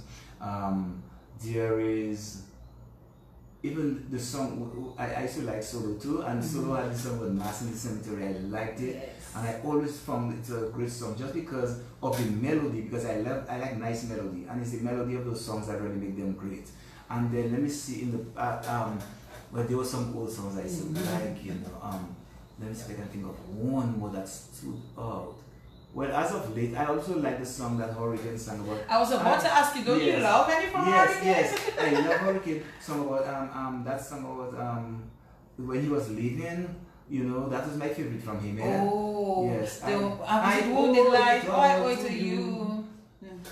Because it's my kind of melody. Yes, I like that kind of style. Yes. So that's why I found that is one of my favorites, you know, from him. Yes. You know, was that the same year he sang Wounded Lion? Maybe. I think. Feel like a wounded lion. I think that's you, you know. It must have, because he sang that song after he sang the one about Blow Hurricane Blow. The following year, I believe he had to think about when he was up in Granby. Wasn't this song when he said about something in? Well, I really don't know. I'm trying to. I'm just thinking, remembering a couple of his songs, but I remember he sang Wounded Lion, And I swear it was that very same year that he sang I Owe It All to You. Yes. I don't know. I really don't know. It could be, saying. because I was in the US at the time. Okay. I was just listening to the Calypso on the radio, and that's why I used to like all the songs and know all the songs still. And that was one of my favorite from him. You know, Hurricane. He had a lot of great songs, but in all the songs that he sang, that was one of my favorite from Hurricane because of the style. Did you miss it while you were not in it? Oh yes, man. I used to be as a matter of fact, every carnival before that, I'll be at party home in New York. I used to live in Maryland and drive 4 hours to go down my part, just to do Calypso. And we'd be in there and I'll be singing Calypso with Pat while he writing songs. I know all the guys' songs before they knew their songs, you know. Yeah, all the time, every year. All the songs he wrote for Breaks, I used to know them inside out. All these songs he wrote for Hurricane, he had written for Hurricane, because I mean that song was written by Pat. And Pat is a great writer. People, some songs Pat write, when you write them for the Calypso, you can't know. It's only now people know Pat are writing songs because he's writing basically almost on the same topic year after year. But before, the songs he used to write used to be varied on varied topics, so you cannot know if he writes it because the melody suits whatever he writes it for, you know. So. But I used to go there and used to be talking Calypso all that time. He had even given, while he was there, we had come up with a song. He had written a song called Fire on the Streets of Rose or on the Streets of Rose carnival thing, and I told him I wanted to go back, and he had written that for me to come back and compete, you know. But just because I didn't have my green card at the time, I could not travel. But if I had gone up to the US with my papers, I would have been coming on in the 90s, and all the time Hurricane and Breaks and those guys were winning crowns. I would have been among them winning crowns too, because Pat was willing to write for me at that time and write only Calypso, and he would have given me priority because I used to be with him every day. Right. As a matter of fact, somebody's song, like the song that Breaks sang about the candles burning, that was a song of mine, that I wrote that. I had started writing that song, and when Pat came to visit me in Maryland, he told me, boy, that could be a great Calypso. So he took it and he flourished it and he gave it to Breaks. And even last Breaks, he'll tell you straight, So that song, and even the song Hurricane sang about the same ones who put you up, who put you down. That was a Calypso that I was writing to, and Pat just finished up and gave it to the guys. And I've given the guys songs in the competition, but I'm not the kind of writer like Pat, and so I'm not, really that kind of prolific writer. But I write my songs more for my own personal thing that I think of, So I don't go about writing Calypsos for guys as such. All right. We came from 1981, and then we're moving to the following year. And you won 1981, so you were defending in 82. Tell us what happened. Well, that year, I was kind of confused. I had about 5 songs there. You were confused? I was confused with which song I should sing in the competition. I tried a few songs, and I felt, wow, I wasn't getting the response. I sang in the Queen show, and I got a good response with a song I had about singing about I hear that they want to have a revolution. That was before they had the Queen nominator, and as if some insight came, and I found out that was going to occur. So I sang a song about that, saying about they better be careful if they try any kind of thing. And the crowd responded well in the Queen show, and so and Pearl Christian was the one who gave me the melody. And that song was the greatest. Well, it's the greatest melody in terms of chords. When we were playing this song, I used to play it with Walkers. Luke Curtis Luge. He always listens to the program. I don't know if he's on tonight. He probably is. Always listens. And we went by Orwin, and Mikey Brony wrote the lyrics for the song. And that was a great Calypso. I know they were disappointed though, but I was young and I was inexperienced. I had no manager at the time, so I was just all alone. But anyway, the chords that Walkers were playing, man, like 7 chords, minor. I didn't even know those progressions existed. But Pearl Christian was such a wizard in the music. When we played it, we didn't want to stop playing that because of the chords, the beauty of the chords. And so when I had that song, and I sang it, and then even Spider told me that's a nice song. Then after that, I had another song about freedom, something about freedom. Praise God praise Jah for freedom. And what made me decide that I want to sing that song? Then I had another one which was about percussion and all those things. So many choices. Many choices. So, but anyway, I came and I went by Pat. I tell my Pat, I'm there, and Pat just watching me, and Pat just behind me, and if I look afraid, I look like I'm the one of I so scared, man. So Pat came up with the idea and stuff, and you can see how great the guy mind is in Calypso, and just decided, hey, that's it. They're afraid. He just take it out from me being afraid to making the other guys afraid. You see how it came about, and that's how that song was born. And that's why I say they're afraid, but really I was the one. I didn't know I was afraid, but I didn't know what I'm going to sing and how I'm going to defend my crown. And that became one of the powerful songs. And when that song came about, I decided that I'm going to change whatever they're expecting, which to sing a slow song in the first round. And I came and I sang They're Afraid in the first round. and I just tear the pack down. You know, the pack just rock. That was the winner. Everybody said I won the crown. I had the crown again. And then when I came to the second round, I decided, oh, I'm not going to sing the one I sang at the Queen Show. I'm going to sing Praise Jah for Freedom, and Orwin Bully and everybody was so disappointed I didn't sing this song that I should have sung. And they worked with me, you know, Walkers and everybody, and then I got to change my mind and sing that other song. And when I started the first verse, when I get to the end of the middle of the chorus, I couldn't remember what was coming next. Oh my and goodness. I panicked from that moment. I could not remember anything. I went blank. I apologized. I went back. I started the song again. Could you do that? What I was hoping that I'd get at least some points. I was just some hope. I was just hoping that, oh God, I hope they give me a break or something, and you know, judge me again from start. Really, Jonathan? Yes. But you messed up I already. agreed, but then when I started again, it was even worse because I could not get through the first verse this time. The second line I blundered again, and I just had to leave the stage. You know, you're even talking about it now, and your shoulders just dropped. And I'm disappointed because I should have won the Chromatis 3 times. I could have. I was so popular at the time, and I mean, everybody was with me. I was on. If I had just sung my other song, I would have won the crown. I believe that year. Yes. If you had sung the one you had sung at the Queen Show. It was a powerful Calypso. I just don't know why I didn't sing it. I guess I still regret it every day and saying, wow, I threw my second crown away. But I just face up to that, live with that so long now. It doesn't really, I already face it. Yeah. But I know that I should not have been a one-time king. No, one-time king. Yes. You see, you just said it, not me. All right. But give us a little of They're Afraid. Okay. Yes, you know, you're here. Since we don't have it, I have to depend on you to sing it. I should have brought a guitar, man. You should have. I should have played that and it would have been much nicer. Yes. Well, it went like a song I sing, a crown I win, half carnival city in a controversy. Calypsonians down to COC, the musicians, even judges and MC, they afraid, oh Lord, they afraid me. All wrong tongue talking, all they gossiping, hear what they saying, throw another falling and sing. I hear you coming down to bomb, cool runnings, but who sing Jaja song, we live on and on, so cool runnings, they afraid, oh Lord, they afraid me. I don't have horns, I don't use guns, I just sing my song, so watch your tongue, and that's why they afraid, oh Lord, they afraid me. Months and months they spent singing in their tent. Every day they practice while I out on the street. They say I dumb, they say I have no song. They say I'm making excuse, saying I have to leave tongue. But he's afraid they afraid me. Cause all on the radio, I hear their calypso. They don't say I lose, they got me head confused, Spider.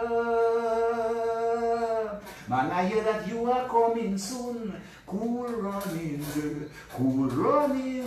guns and knives can take my life, but talk can do no harm. Cool runnings, they afraid, oh Lord, they afraid me. Man, I do have horns, I just sing my song. I've got ambition, yeah, so I'm moving on. And that's why they afraid, oh Lord, they afraid me. Let me tell you, and you're telling us now, you were really the afraid one. Yes. You were the scared one. I was afraid. You had to throw it back at them. That's what Calypso was all about. And it worked. And it worked. It worked. And It's he was just afraid. that And he told me straight he was afraid. He told me after I seen the afraid, he was really scared that he know. on the night of the competition. That he said he was so afraid. He figured that what, but he don't think he can beat that tonight. And you messed up. And I messed up, and he won the crown. And he won. Yes, with Harlem Bombers and the Farmers Light. Yes. Harlem Bombers. What does that one go again? Every year they coming Down down to whatever. There'll never be another team like Harlem. Winning your matches on the football ground. There's never been another team like Harlem. All in the grandstand, Harlem, child, woman, and man. Who is the greatest? Harlem, they hit the hardest. Harlem. It's no longer, you hear the people say, for football action, bombers all the way. Yes! You're so good! I took it too high, but I mean, that was it. I knew the whole song. It's alright. I don't mind at all. You're so good to be remembering all of those songs. Oh, yeah, man. too. I competed against the guys who knew this song. I could tell you genuinely love this. Oh, yeah. You love Calypso. I mean, to be learning know your own songs, right. but to be learning all of your other competitors, your fellow Calypsonian songs, I mean, that says a lot for you. Of course, I knew everybody's song. So I believe that you genuinely come back to Dominica to make a contribution. I don't think you're about the money or to try to come and take everybody's money. I mean, come on, the money, my passage is worth. If I were to come, if I check the money that I spent to come to Dominica to compete, even if I win the crown, I can't defer the cost of what I spent, I can't. It doesn't work. It doesn't work out for me because I mean, what, $20,000 EC dollars? When I convert that to US to go back, that's what, probably about $7,000. Really? I mean, if you come and you rent a vehicle here, you know already that's like almost $2,000 just for a week, 2 weeks, whatever. Then you pay your passage to come here 3 times. Right, $1,200 every time to come to Dominica. Based on it, when fortunately some time ago Norwegian Airlines used to come down here, so you get good deals. Yes. So I could take advantage of that. But regularly, you don't pay anything less than. When I first started coming down here, it's like $700 US every time I take my passage to come down here, and then I have to eat and survive and do all things here. Help everyone around me that's living at my home, and so on. Help my mother and do whatever I have to do. So I'm saying that I spend more than I can make. If you come for quarterfinals and you make it to semifinals, do you go back and come back? I used to go back. Most times? Yeah, because my job, I have to be on the job, and so after the competition, I would go back up, work for the week, and then come back down. I have my ticket already, and just come back for that weekend and go back up. Because it was difficult to get time. It's only now I decided that I mean, it's now that my company decided that we will work from home. We can, everybody can stay home a few days, but now I can just work from home completely for a certain portion of time. And I told them that I really wanted to go home for cultural reasons and so on. So they gave me the time, but they told me I could work for 3 weeks and then I take 3 weeks vacation. So now I'm on my vacation time. But for the first 3 weeks that I was here, I was actually working. Okay. All right. So 1981, 1982, you messed up. What happened thereafter? Well, 1983, I went to Canada to study the air traffic control thing. Okay. So that's it. When it's 82, at the end of that year, that's when, so all 83, I listened to the competition from Canada, and I remembered, I think NC won. It was a song about, come lean upon my shoulder, please consider me your friend. Right? Yes. And I remember Pat had a song about, man, when I change my song, you know the time has come. I'll never sing more serious songs. That was one of my favorite songs of the year, and I loved it. But I said, oh boy, Pat, boy, where you got that melody from? And so I listened to the competition from there, and then after that, I did not participate in the competition for a couple of years, and I came back. And then I think I came back. I sang in 1984 again. After I came back, and the song that I sang in 1984 was a song called Let Them Wonder. What I was saying in that song is, up to now people wonder, last year, 82, what made me blunder? They say I was too afraid, I could have never made the grade. But I want them to know that this is Calypso, so don't take my joy and make your sorrow. He's not who get crowned, who's always king. It depends on the criteria for judging. I just know my sin, but it's cool runnings. For 84, my motive change. I'll be a happy loser. To me, win or lose is still the same. Let them wonder from what direction I come in. I'm coming out strong. Not for money or glory or high position. Full of ambition. Cause I am a ghetto man and I'm an overstand. If we live in a queendom, it's a papi show to wear the crown,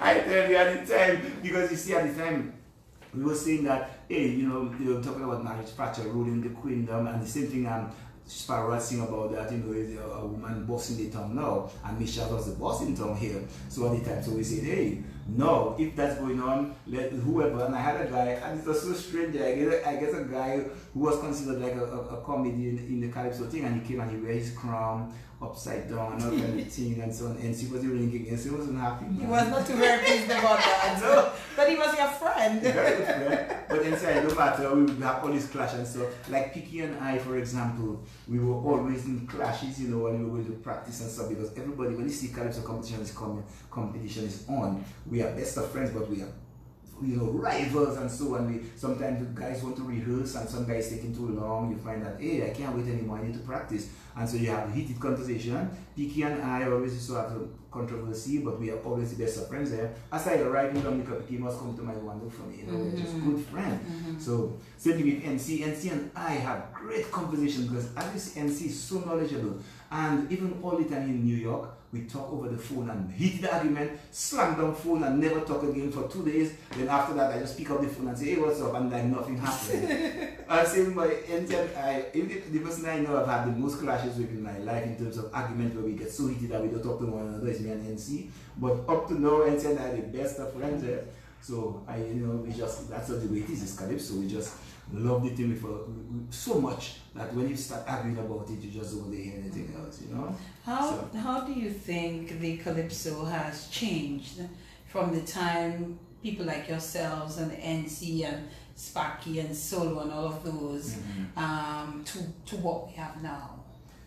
Well, what we have now is, I think the Calypsonians before, I don't know, in more like a little community, we were more interested in the progress of the art, really, more than making money out of it. Now everybody, I realize now that guys are coming to sing to make some money. Most guys, they come there just for money. So you get a writer, you can write your song, you can make it to the finals, and you get paid. That's it. But do you really care about perpetuating the art? Do you think about, hey, I would like to do everything in my power to grow it? And how I know that is because I can see the Calypso Association, what it was formed for. We formed the association to break away from COC, who used to control and not pay us. We were underpaid, and the other pageants and so getting all the money to get trips and go all over. And Calypsonians figured, we can't have that. We got to stand up for our rights. We are the ones making all the money. Our show make the most money, yet we are getting paid the least. So we broke away, we formed an association. I mean, Shaky was the first president, he and Joan Moise and Lucia Blaise and Michael Bruni, those were the pioneers of the association. They had a vision, which was to ameliorate Calypso, grow the art, make sure that guys can benefit from it. When you grow older, we all grow old. What do you have? Do you have some kind of pension plan? Do you have a union that can fight for you? And what if you decide that's all you want to do all your life, because you don't think you want to do anything else but just sing Calypso all your life? So when you get old, is there a retirement plan for you? Can you ever benefit from the association? That was the intention. Today, there is no benefit, because the money of the association, I know, and they say they want to sue me when I say it, but I want them to sue me, because when they sue me, I'm going to make sure that I subpoena all the accounts. I don't want them to sue me though. Well, so don't say it. No. Okay. Good. If it's suable. No, but because it's not suable, it's impossible. They can't do that because it's a fact. I'm saying the association, after 42 years in existence, should have at least $500,000 to $1 million in our accounts. There should be some kind of pension plan. There should be paid cure. They should have paid Social Security on behalf of some of the Calypsonians, so that when they are now old and unable to do anything, that they can get a little stipend or get something so that they can survive. And there are guys now that have nothing, because the association put nothing away, because the funds of the association is like a side business, and we need to stop it. And I know they're afraid, because I'm here, and when you say I'm here, things have to go straight. I'm not joking with that. I love Calypso too much to let any man on the outside that just come and think that they own Calypso now, to come and take over the association and run it their way, and think that they can just take it and like it's their father's business and own it and do things. It's not going to happen under my reign. Not while I'm alive. Maybe when I'm dead, and I know Observer is my good friend now. He's the president of the association, and things have changed. I've been coming back to Dominica since 2000, be honest with you. And as a past king and as a founder member of the Dominica Calypso Association, the Calypso Association has never invited me to sing as a guest artist.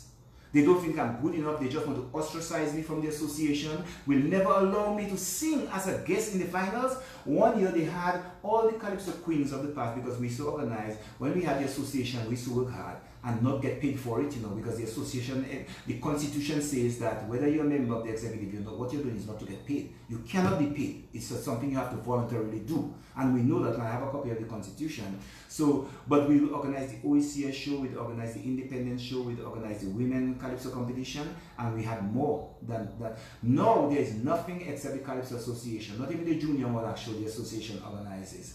Yet, however, they brought down the women Calypsonians who sung in our women Calypso competition, and they brought them down here to sing.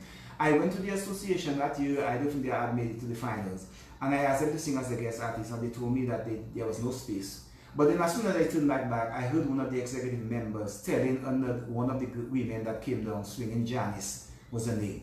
Oh, do you want to sing on the finals as a guest artist? After he just told me that there was no space, he's asking her if she wants to sing. And she said, no, I don't come for that, I don't want to sing. So I'm just showing you that you have no space. A past king is asking you to sing. You say no. And I can sing Be Afraid. I can sing Hold My Head Up High. I have so many calypsos I can sing that they don't have. I actually enjoyed quite a few of those you did tonight. Many of this, if you put me as a guest right now with all the guys in the association that think that they have great songs and trying to keep me out of the business, they cannot rank. They cannot get the response that I can get. Because my songs have nostalgia, people love them, and I know that for a fact, and yet they try to keep me out of the association, keep me out of singing as a guest artist. So I'm saying all these things have to stop, and it's time the association shows some respect to me. I just believe that, and if I run the association, I can do 10 times better than they can. The association has no computers that is functional, they don't have anything, they need to come to me and let's get things going. Let me be part of my thing. I'm passionate, and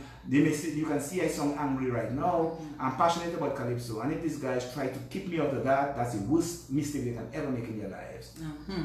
Somebody sent me a message. I won't call their name except to say that it's a former Calypsonian, and the person says, I always loved Trinada's Calypsos. My SMA schoolmate, his Calypsos are always melodious, and that's what is lacking in Dominica's Calypso today.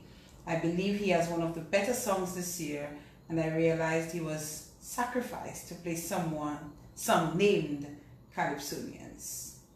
That's what the person is saying. Of course, I'm not going to call the person's name, but that is just somebody just sharing that with us there on the program.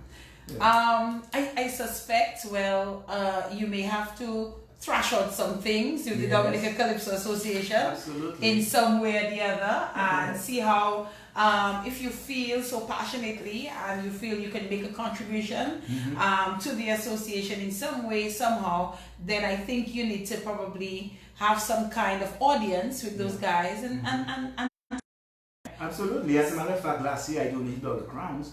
But how many people know? You did? Yes, I gave the association 2 crowns. I gave them the one for the Calypso Monarch. I gave them for the Road Match King. I gave Stardom 10th a crown for their Monarch. I gave Mass Camp a crown right? But yet, did you hear anything that Trinada donated anything? No. So in other words, like, I'm not understanding. Do you want me to belong, or do you want me to be part of what's going on, or do you just ostracizing me in some way for no reason? I believe that if they work with me, they can do better, because I know I have an audience. I can do other things outside. I live in Maryland. I can get sponsors out there that can sponsor Calypso as well. So why aren't we growing? Why aren't they doing the things that can take Calypso to the next level? Stop that small-minded thing where let me just make a little extra money on the side and grow Calypso. Save our money so that the association can have millions of dollars, and that we can upgrade the standard of the show, have great lighting, hire a good engineer, have good sound system, have our own instruments and decide what we can do, have our own recording studio, have pension plan for our Calypsonians, and do things that can grow Calypso on a whole. And if you don't want to participate, or if you just come there for the money, you need to get out, because I only want that thing for guys that are interested in growing Calypso. And anybody that's interested, I'm with them. Anybody that's against that, well, they have an enemy out there. So it is, because I will never stand down. I will always stand for Calypso, and that's my goal and my dream, because I love the art form, and all I want to do is see young people coming to Calypso, those that like it, but they can benefit from it, and that the association is on a big level. We can elevate the standard of the show, nice lighting and nice costume, and not petty kind of sound systems like what I've been hearing sometimes. When we do the engineering, I'm saying, in this day and age with computers, you mean you cannot have a system whereby the engineer selects the song, He has the sound. Then from that point, you have a starting point. What about setting a template? That will be your template. So next show, you start from there and you fine tune again. But each time you're going back from scratch and you have to wonder, oh, let me have about 4 or 5 guest artists sing before the show starts so that the show can be of a standard. Those things takes focus, and you have to be smart. It's time we start putting our intelligence to good use as Calypsonians. And now I hear all kinds of things about, oh, now they have Calypsonians that are pharmacists and Calypsonians that are this. Long time we have that, bro. Long time Spack was a pharmacist. Elbert Stowe was a pharmacist. We had great minds in Calypso long time, in case you all didn't know. Shaky, great man, great lawyer. I have my own profession. I'm not begging for nothing. We have great Calypsonians, and let me tell you, that's not what matters. What matters is that there's an art form that we love, and regardless of who you are, I don't put in anybody down. Everybody is important. I don't care what a man does in his life. If he loves Calypso and he's a great Calypsonian, I want him to excel.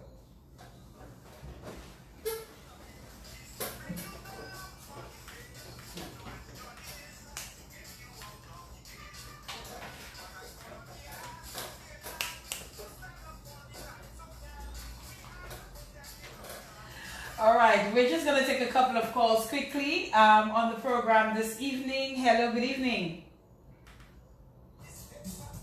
Hello? Yes, good evening. Go ahead, please.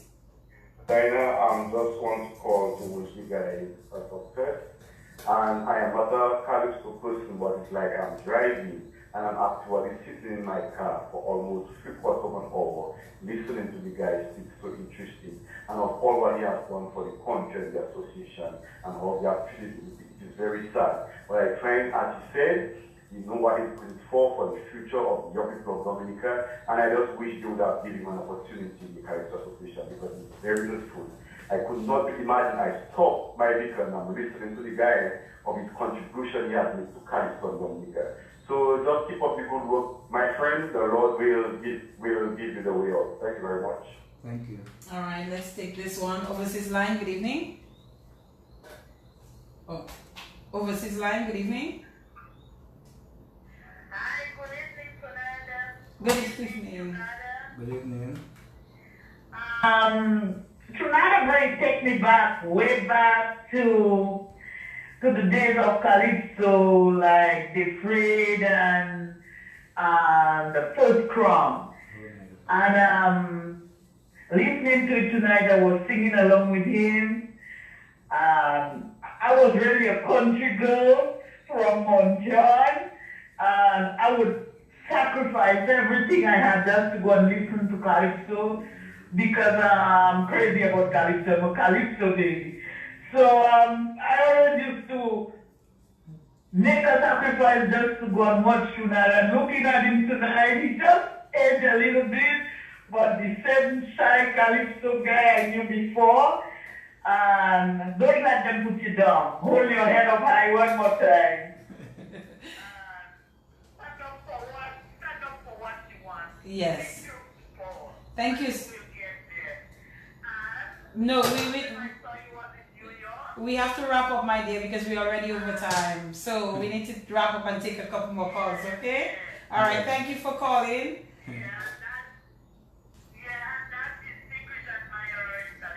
All right.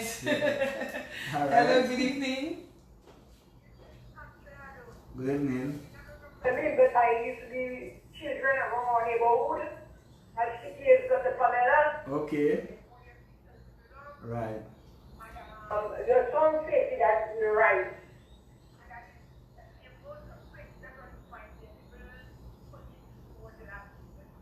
Like Nick said, Calypso is real. The Calypso is real. So don't stop. One day you will reach where you have to be. It is your ambition, so just keep on moving. All right. Thank you. Let's keep it quick and brief. Thank you. Good evening. Good evening. To your show from start to end. And you have God's telling me that. You say you like trouble? I get caught up from that, you know, I shift to something, but for that, that's talking, very uplifting. Thanks for service to Calypso and country, and you brought back a nostalgic feeling tonight when I was listening to you sing. Naturally, I never lost what you had from, and I support you that there should be tension, there should be a better way in managing the Calypso Association. Good night. Okay, thanks. All your love for Calypso and country. Thank you. All right. Thank you so much. Thank you. Let's take this one here quickly. Good evening. Make it brief. Hello. Hello, good evening. Go ahead, please. Hey, good evening. Yes, go ahead. We can hear you.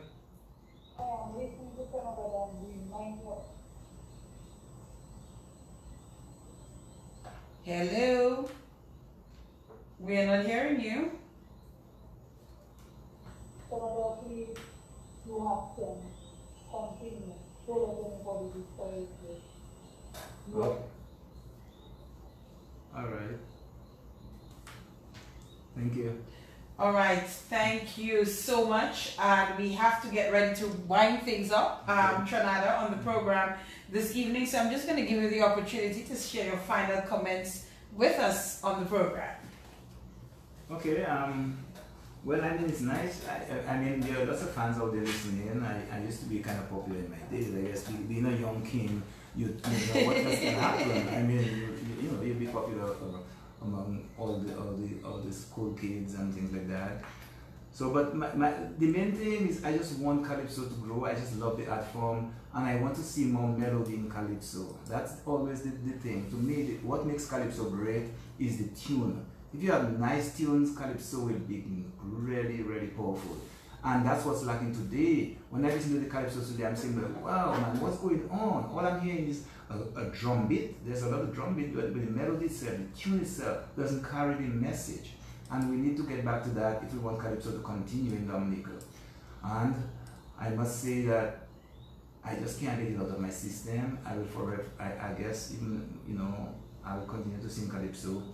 Even if I don't compete, but I'll always have Calypsos, because everything that occurred in my life and anytime something stands out, it's a song, in my opinion. So that's why after the travesty, after what they did to me there this year, I immediately had 2 songs in mind already, you know, for the competition for next year. I'm talking about that because what I've noticed is that it appears to me that there's very little vacancy in the Calypso finals.